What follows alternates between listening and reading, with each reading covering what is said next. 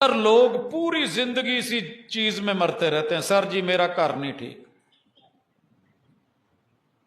ایتھے جن جنات نے اسیب جادو ہے۔ میں بڑی دفعہ عرض کر چکا ہوں، فیصل آباد کا سب سے خوفناک کون سی جگہ ہے جہاں ہمارے بچے ہم ان کو بتاتے ہیں، یہ ہے نا اقبال سٹیڈیم میں بھوت بنگلہ۔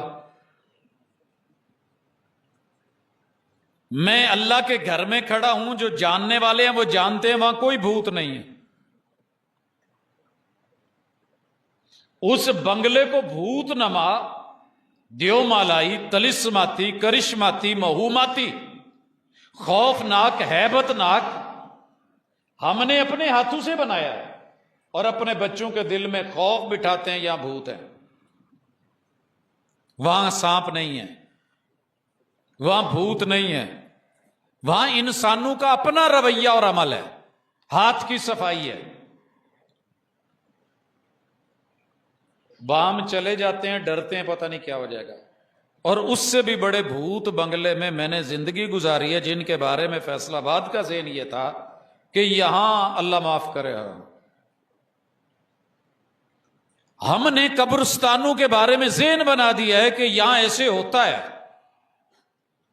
آپ کو پتہ نہیں رسول اللہ صلی اللہ علیہ وسلم نے کہا کہ واش روم کی جگہ جنات کی جگہ ہے، جانے سے رکے کبھی؟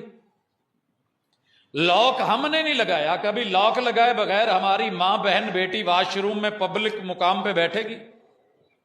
نہیں، بالکل نہیں۔ ہمیں ڈر ہے کہ کوئی اچانک دروازہ نہ کھول دے، کوئی دیکھ نہ لے، کوئی کیمرے نہ لگے ہوں۔ مرد حضرات بھی احتیاط کریں گے۔ جس ہستی پہ وحی اتری تھی اس نے کہا کہ جب واش روم جاؤ تو لاک لگا لیا کرو، پاس ورڈ۔ رات کو ہم موبائل رکھنے سے پہلے 100 دفعہ دیکھتے ہیں پاس ورڈ لگا ہے، کتے بھین بھرا دے ہاتھ تو نہ ہو۔ او بھائی کہاں جانے لگے ہو؟ جنات کی نگری ہے، بری چیزوں کی نگری ہے، وہ تمہیں دیکھتے ہیں، تم نہیں دیکھ سکتے۔ کتنا پڑھنا تھا؟ صرف اللہم انی اعوذ بک من الخبث والخبائث، اس سے پہلے بسم اللہ۔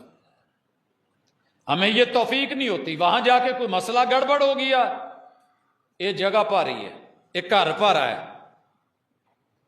او بھائی گھر میں انٹری دیتے ہوئے رسول صلی اللہ علیہ وسلم نے نہیں کہا تھا بسم اللہ پڑھ لو؟ نہ شیطان آ سکیں گے، نہ جنات آ سکیں گے۔ تو جگہیں بری نہیں ہیں، ہماری سستی، ہماری غفلت کے نتیجے ہیں، اس کا وبال ہمیں چکھنا ہے۔ لہذا جگہیں فی نفس ہی بری نہیں ہوتی۔ تیسری چیز